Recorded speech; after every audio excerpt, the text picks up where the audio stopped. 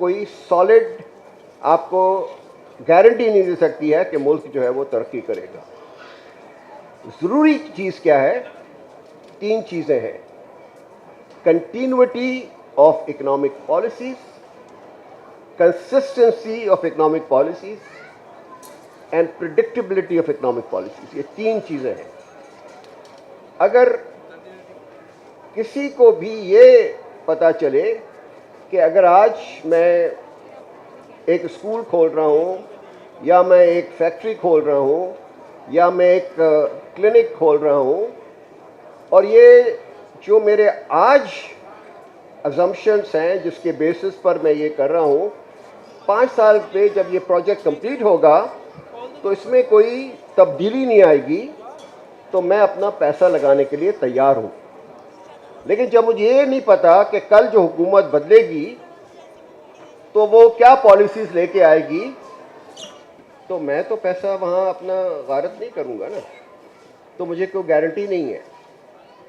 تو ایک ملک جس میں 25 سال میں 12 وزیر اعظم بدلے جائیں, اور ایک ملک جہاں صرف 3 پرائم منسٹر رہیں, واجپئی, منموہن سنگھ اور مودی, اور ایک ملک جہاں 2 وزیر اعظم رہے, خالدہ ضیاء اور حسینہ واجد, آپ خود فیصلہ کریں کہ کون کہاں پر پیسے لگائے گا, چاہے وہ ڈومیسٹک ہو یا فارنر.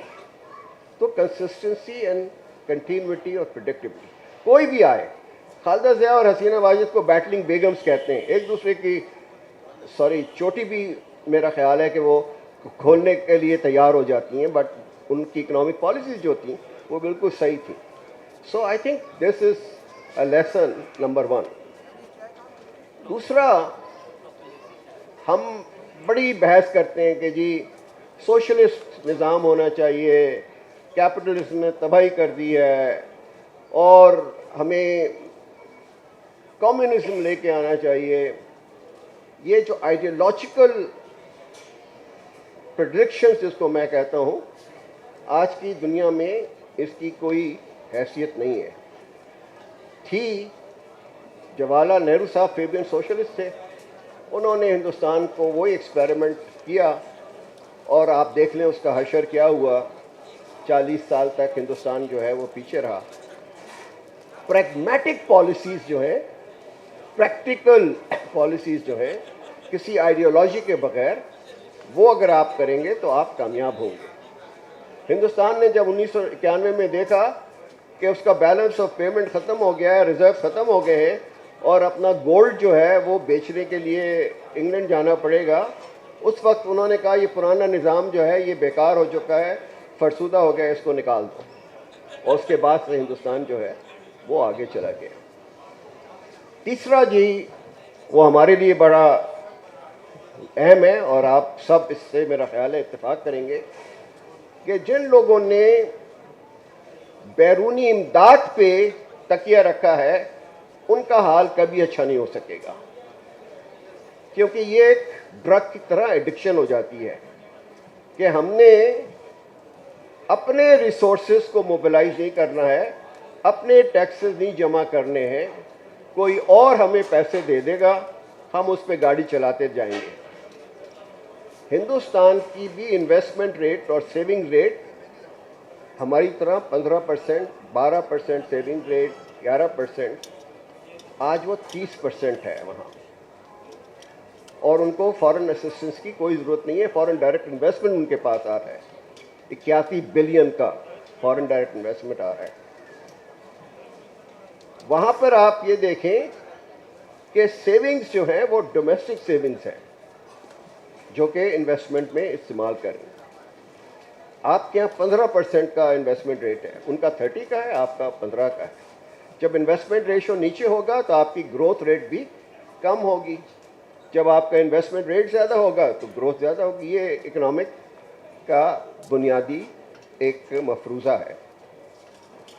اب آپ یہ دیکھیں کہ اللہ ہمارے اوورسیز پاکستانیز کا بھلا کرے کہ وہ $30 بلین ہمیں دے دیتے ہیں, یہ بھی ہماری سیونگز کا حصہ ہیں. آپ اور ہم اور حکومت جو ہے وہ تو صرف 8% ہماری آمدنی کا جو ہے وہ سیو کرتی ہے. 5-6% ہمارا جو ہے وہ بیچارے اپنی کمائی سے یہاں پر آپ کو دے رہے ہیں، اور باقی آپ بوروئنگ کرتے جا رہے ہیں، اور بوروئنگ آپ کی ماشاءاللہ کہاں سے کہاں پہنچ گئی ہے۔ تو یہ جو ملک بیرونی امداد پر اور بوروئنگ پر انحصار کرے گا اس کا مستقبل اچھا نہیں ہوگا۔ چوتھی چیز جو ہے وہ بھی آپ سب ڈرائنگ رومس میں بھی باتیں کرتے ہیں، فورمز میں باتیں کرتے ہیں کہ جی اسٹیٹ ورسز مارکیٹ، کہ جی مارکیٹ کو آگے کرو اور اسٹیٹ کو پیچھے کرو۔ کوئی کہتا ہے مارکیٹ کی وجہ سے سارا ملک میں تباہی ہو رہی ہے، اسٹیٹ کو انٹروین کرنا چاہیے۔ یہ ڈبیٹ جو ہے یہ بھی بالکل ناقص ڈبیٹ ہے۔ آج کا جو ملک کا نظام ہے اس میں اسٹیٹ، پرائیویٹ سیکٹر اور سول سوسائٹی تینوں جب تک مل کے کام نہیں کریں گے اس وقت تک ملک آگے ترقی نہیں کرے گا۔ آپ یہ دیکھیں کہ اسٹیٹ کا کام ہے کہ لا اینڈ آرڈر رکھے، میکرو اکنامک اسٹیبلائزیشن رکھے، انفراسٹرکچر پرووائڈ کرے اور انویسٹمنٹ کرے ہیومن ریسورسز میں۔ اور پرائیویٹ سیکٹر کا کام ہے کہ وہ کمپٹیشن کرے ایک دوسرے کے ساتھ کہ ہمارے جو گڈس اینڈ سروسز ہیں وہ لو کاسٹ پر پیدا ہو اور آپ کو سب کو اس کا فائدہ ہو۔ یہاں ہم نے اسٹیٹ کو بھی اور پرائیویٹ سیکٹر کو دونوں کو بالکل گول مول کر دیا ہے۔ پرائیویٹ سیکٹر سبسڈیز پر، کنسیشنز پر، ٹیکس ایگزمپشنز پر اپنا کام کر رہا ہے، کمپٹیشن نہیں چاہتا، لابینگ ہو رہی ہے، اور وہی لوگ جو ہیں جو ایلیٹ کلاس ہے ہماری جس میں آپ اور ہم سب شامل ہیں، اپنے مفاد کے لیے حکومت کی پالیسیز جو ہیں وہ بھی اسی طرف لے کے جاتے ہیں۔ تو ہمارا رول جو ہے گورنمنٹ کا اور پرائیویٹ سیکٹر کا وہ سارا مکس اپ ہو گیا ہے۔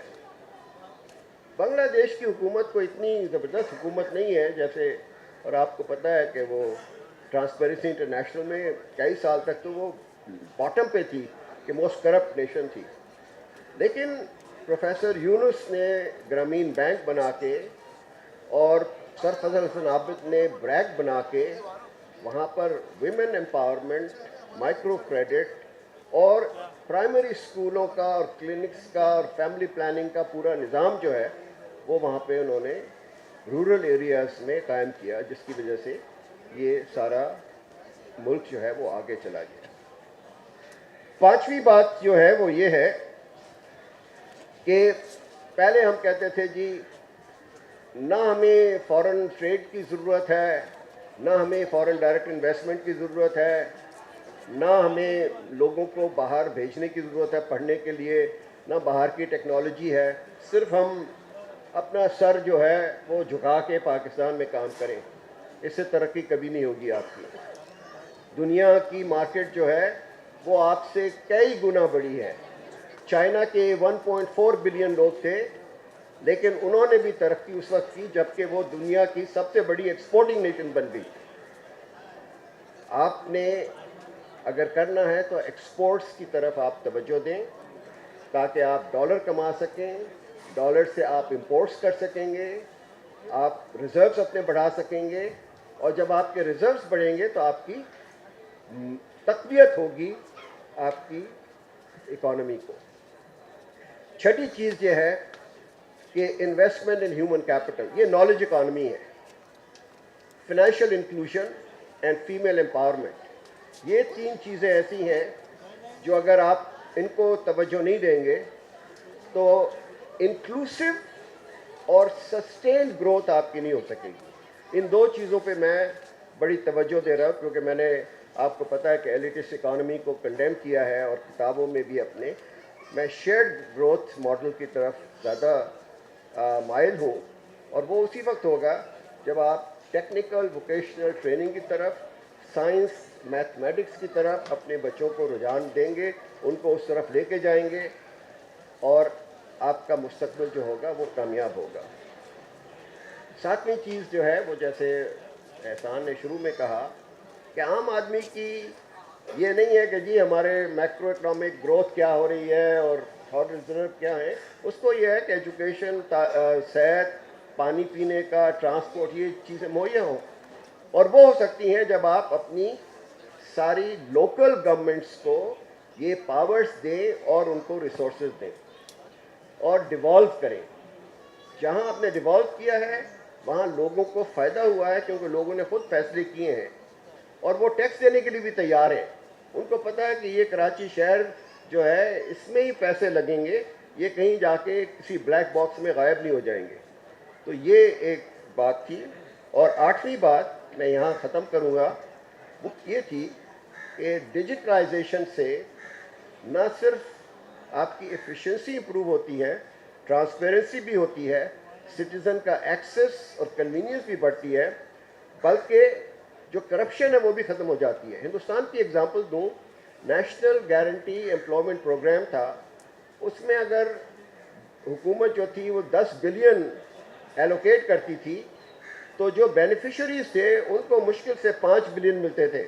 5 بلین پوری بیوروکریسی کی جو چین تھی اس میں وہ بڑھ جاتے تھے. جب سے انہوں نے اس کو آٹومیٹ اور ڈیجیٹائز کیا ہے وہاں زیرو ٹرانسپیرنسی ہے. وہ 10 بلین کے 10 بلین جو ہے وہ انہی لوگوں کو جا رہے ہیں جو مستحق ہیں.